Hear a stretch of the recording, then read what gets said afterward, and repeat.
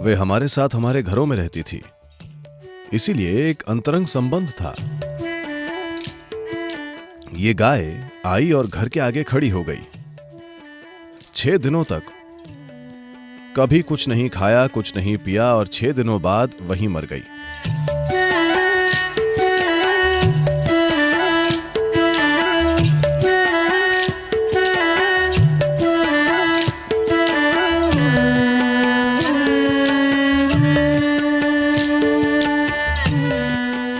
अब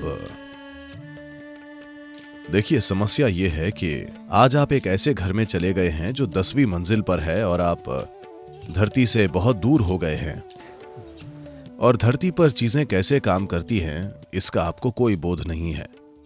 हम गांव की संस्कृति से आते हैं, जहां हमारी संपत्ति को हमेशा इन अर्थों में मापा जाता था कि आपके पास मवेशियों के कितने झुंड हैं।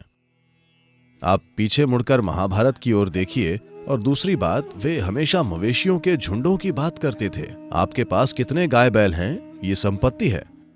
ऐसा इसलिए था क्योंकि हम एक उष्णकटिबंधीय देश हैं और हम वर्षा ऋतु पर निर्भर हैं। जब बारिश नहीं होती थी तब जिनके पास गायें होती थीं उनके बच्चे जीवित रहते थे, जिनके पास गायें नहीं होती थीं उनके बच्चे मर जाते थे। ये एक सरल सा ज्ञान है जिसे हमने जाना। तो एक पशु जिसने हमें दूध दिया, जिसने हमारे बच्चों के जीवन बचाए, हमने अपने जीवन में उसे पवित्र माना। सिर्फ यही नहीं, गायें कहीं और अलग पशु फार्म में नहीं रहती थीं, वे हमारे घरों में हमारे साथ रहती थीं। इसलिए एक अंतरंग संबंध था, बहुत ज्यादा अंतरंग। मुझे आपको यह बताना चाहिए, मेरी एक दादी थीं जिनके पास एक गाय थी। एक समय पर सभी गायों के नाम होते थे, ठीक है। इस गाय को लक्ष्मी कहा जाता था। वो उन्हें बहुत प्यारी थी। 84 या 85 की उम्र में मेरी दादी गुजर गई। ये गाय आई और घर के आगे खड़ी हो गई। 6 दिनों तक उसने कभी कुछ नहीं खाया, कुछ नहीं पिया और 6 दिनों बाद वहीं मर गई। तो एक गाय इस स्तर की भावना दिखाने में सक्षम है, मैंने खुद देखा है। देखिए, जब मैं बड़ा हो रहा था तो मेरी दादी हमेशा एक गाय को दिखाकर मुझे कहती रहती थी, तुम इस गाय का दूध पी रहे हो, ये तुम्हारी दूसरी मां है। वे वास्तव में खुलकर मुझसे कह रहे थे, मान लो तुम्हारी मां मर जाती है। मैं बस 2 साल का बच्चा था। ये वो दिन थे जब आपको मृत्यु शब्द कभी नहीं बोलना होता था। पर उन दिनों क्योंकि मां मर सकती थी, इसलिए मेरी दादी मुझसे कहती थी, मान लो तुम्हारी मां मर जाती है तो ये तुम्हारी मां है, यही तुम्हें पाल रही है। हर रोज मुझे ये बताया जाता था, इसलिए रोज मुझे जाकर कम से कम उसे छूना होता था और कुछ मिनटों तक उसके साथ खेलना होता था। ये बड़े होने का एक हिस्सा था। इसलिए स्वाभाविक रूप से उस पशु की ओर एक बड़ी भावना जुड़ी थी। और मैंने खुद देखा है कि अगर आप किसी गाय के साथ एक निश्चित घनिष्ठता विकसित कर लेते हैं, मान लीजिए आप किसी दुख, अपने भीतर किसी कष्ट से गुजर रहे हैं, तो आपको उसके पास भी नहीं होना है। गाय आपके लिए आंसू बहाएगी। इसलिए क्योंकि उनमें मानवीय भावनाएं हैं, हमने कहा कि गाय को मारना हत्या के समान है।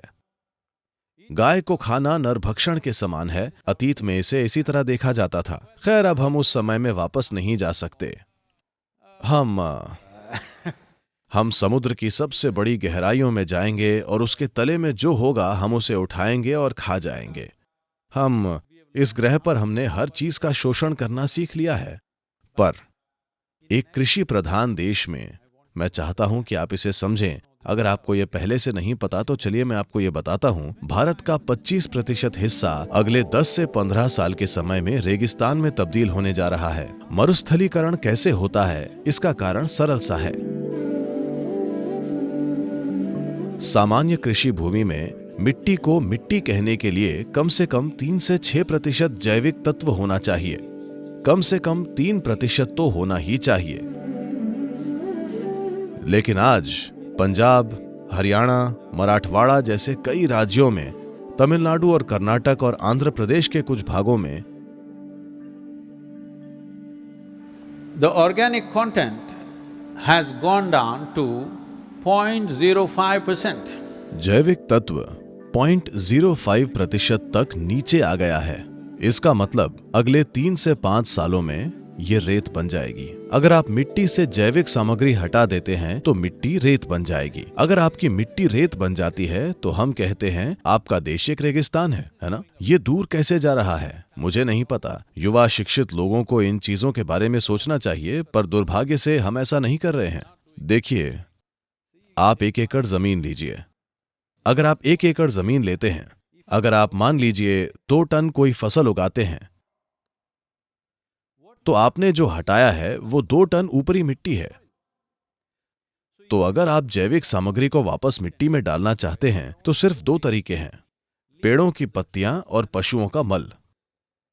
पेड़ बहुत समय पहले ही जा चुके हैं, पशु आप खुद उन्हें खाना चाहते हैं। आप मिट्टी का संरक्षण कैसे करेंगे? अगर हमारी मिट्टी रेगिस्तान में तब्दील हो जाती है,